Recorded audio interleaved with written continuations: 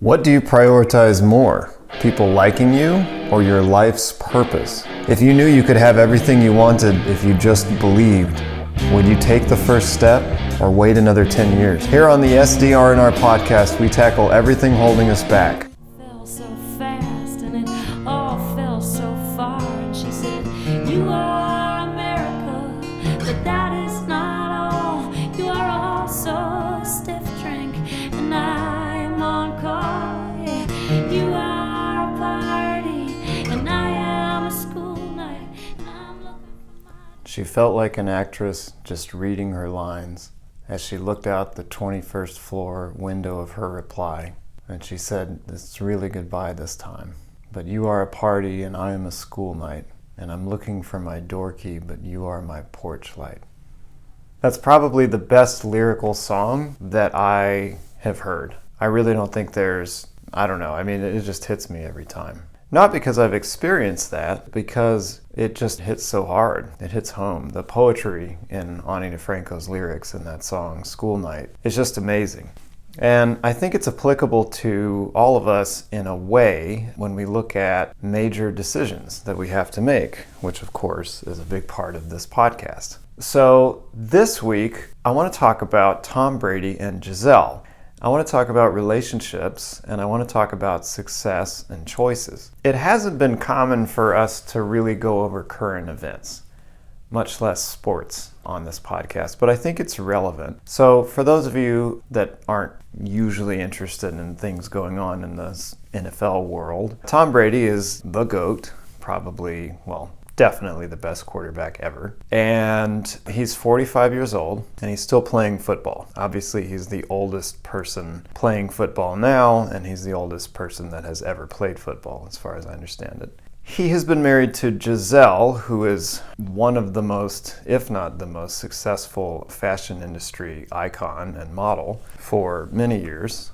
It's my understanding that when she came onto the scene in the early 2000s, her poise and stature and body type sort of pulled the world out of the heroin chic, really skinny model that was famous, body type that was famous in the 90s, and she had this more athletic, toned model body and everything, and had some muscle to it. Obviously, she's been an advocate for a bunch of different things, climate change. She's worked really hard. They are, for the last 9 years, largely seen as a power couple, #relationship goals. They're both crushing it in their respective careers and industries and at life. They've had a couple of kids together, and they really seem to be doing well. However, recently, Tom Brady decided to retire, headed into this 2022 season. And so big deal. People certainly understood, given his age and everything, but he didn't seem to have been playing any worse than before, and if anything, he was actually playing a little bit better than he had before. So he retired,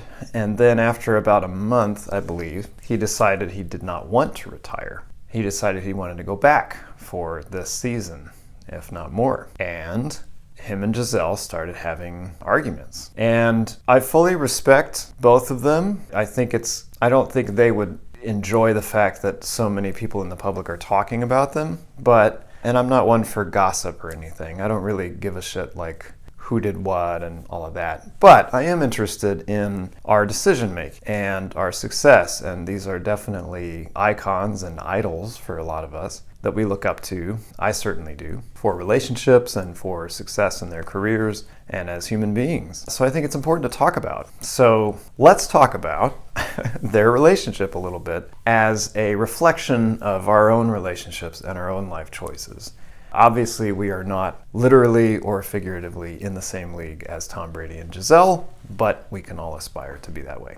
So he went into the NFL out of retirement, having retired for like a month, a short amount of time. Obviously, he wanted to go back. And it sounds, this is all speculation, but it sounds like that relationship, him and Gisele had agreed, probably, that she would go back to her career or doing things that she wants to do for her life. And I assume he would take over some of the household duties that she was kind of covering for him for a while. So they probably had that agreement that he's gonna retire. But then when he retired, he recognized that he didn't want to retire, that he had more left in him. And it's a really tough decision because he has more that he wants to do. And this is at the end of his career, right? So when he's 50, 60, 70, when he's on his deathbed, would he regret not leaving it all out there on the field when he had more years, more to play, more left in him that he wanted to do? He's won, I believe, 6 Super Bowl rings, which is by far the most in history of the NFL. But clearly he has more to give, and he wants to do more. And there is a very short window of time in which he has this opportunity. Maybe it's just half a season, maybe it's 2 full seasons, maybe it's more. We don't know. He's beyond the limit for anyone that's ever done it before. So what does he do, right? Because obviously he cares about his family. Obviously, he wants to honor his agreements with Giselle, I would assume. And obviously, he has more that he wants to do, and perhaps he would be unhappy on his deathbed if he told himself that he didn't give it all that he had.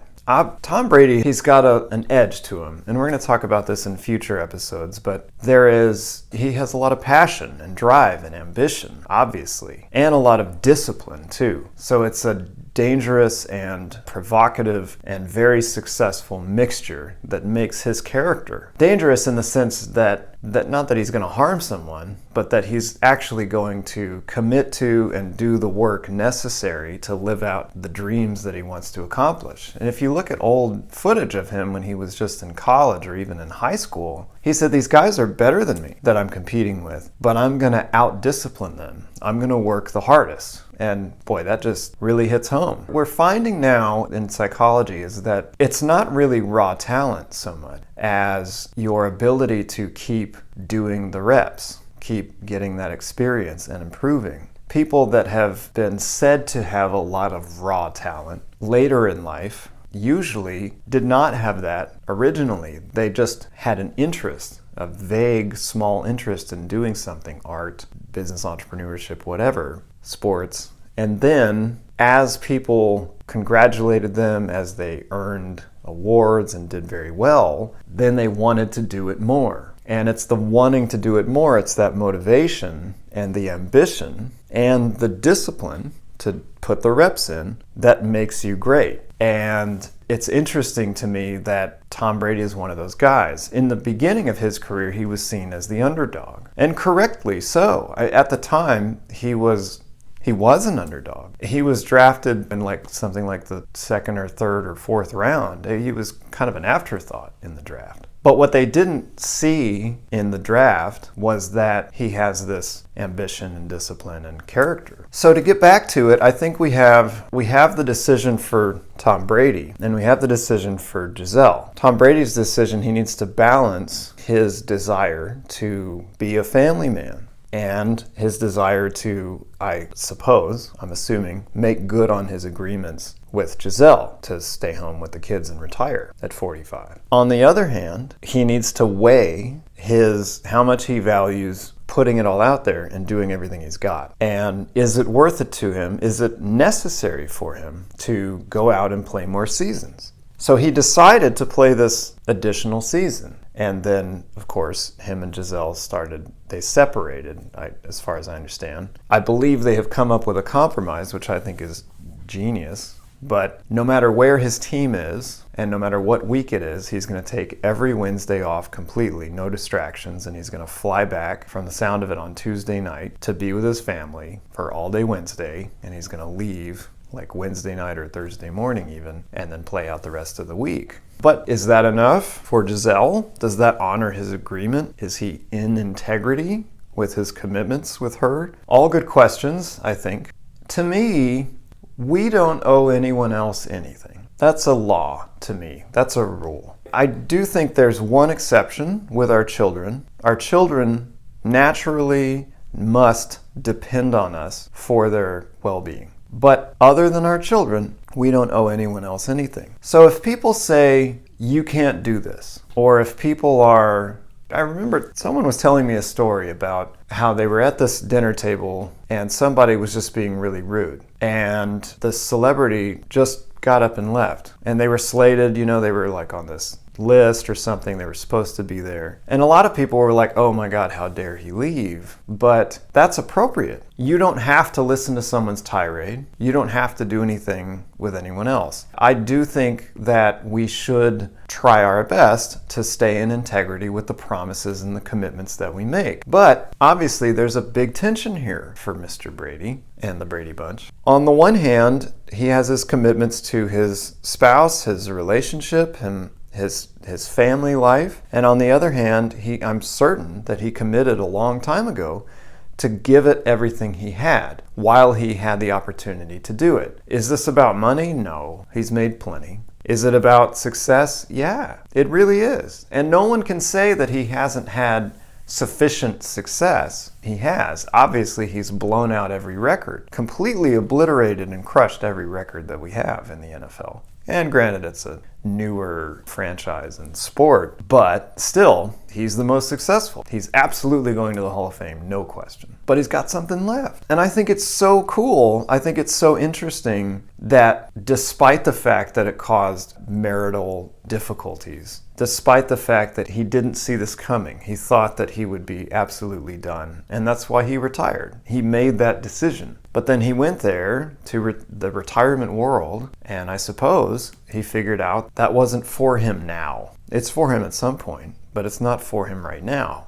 If you watch that great documentary series on Michael Jordan, there's kind of a similar thing. So he had won all of these titles with the Bulls. Obviously, he'd done an incredible job. And then something happened with the management and the ownership of the Chicago Bulls and the coaching staff. And it sounds like him and Scottie Pippen decided to stop. Actually, I think Scottie stayed on a little bit longer. But Jordan said, I'm not staying unless this happens, unless we keep this coach. And they fired that coach. So he left. He stopped. And he came back. Like, he went to the minor leagues and baseball, and it was all like interesting. I mean, he's a heck of an athlete with any sport you put him in, but obviously he's by far the greatest at basketball. And he was crying in this video about not going back and getting as many titles as he could. Clearly he had something left in him. Clearly he did not leave it all out there on the field, on the basketball court. And he regretted that. There's no question. You can tell that he regretted it. And the reasoning at the time appears to be because he gave them a bit of an ultimatum and said, I'm not going to do it unless you keep this coach.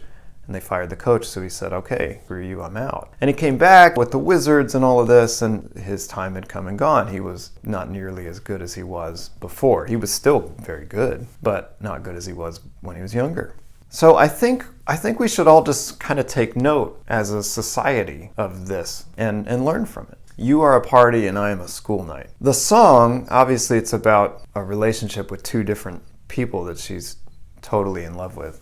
But it's also about deeper choices and what you do when you're stuck. Both paths at the fork in the road have a deep, meaningful value, and you've committed to them both. I love the lyric, you are the party and I am a school night, and I'm looking for my door key, but you are my porch light. It just says to me, I can't commit to you. I can't go down the road with you because I have this formal commitment that I made earlier, but she's saying she doesn't know if she can do what she needs to do or even live the life that she needs to live. She can't go into her house without the light that he gives to her. And I think that's probably around the place where Tom Brady is too. He's made this commitment to completely giving himself to this sport and having the utmost success. And that's who he is. And I'm certain that that's who Giselle fell in love with, the man that is in the arena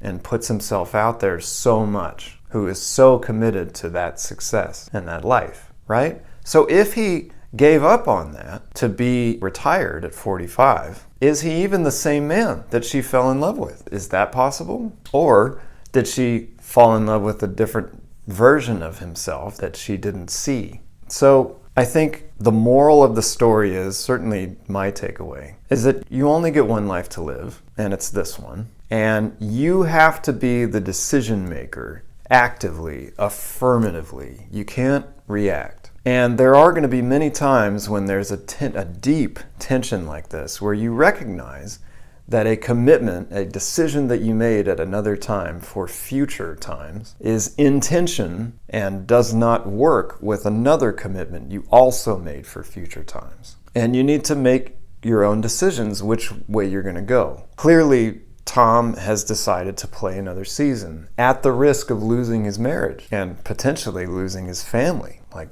I'm sure custody things are a concern in there. But that's his decision. And it's also Gisele's decision to stay with him or not, or some other compromise or something in between. But that's her decision.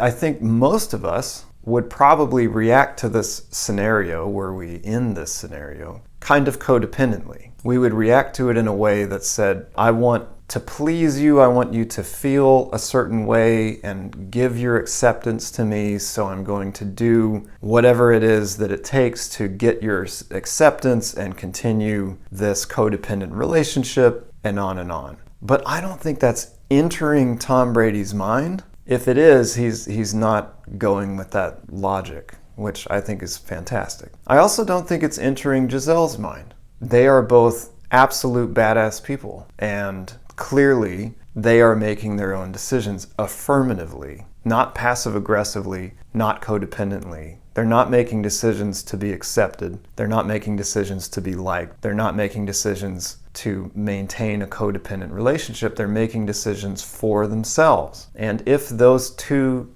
badasses decide to stay together in whatever capacity, that's great.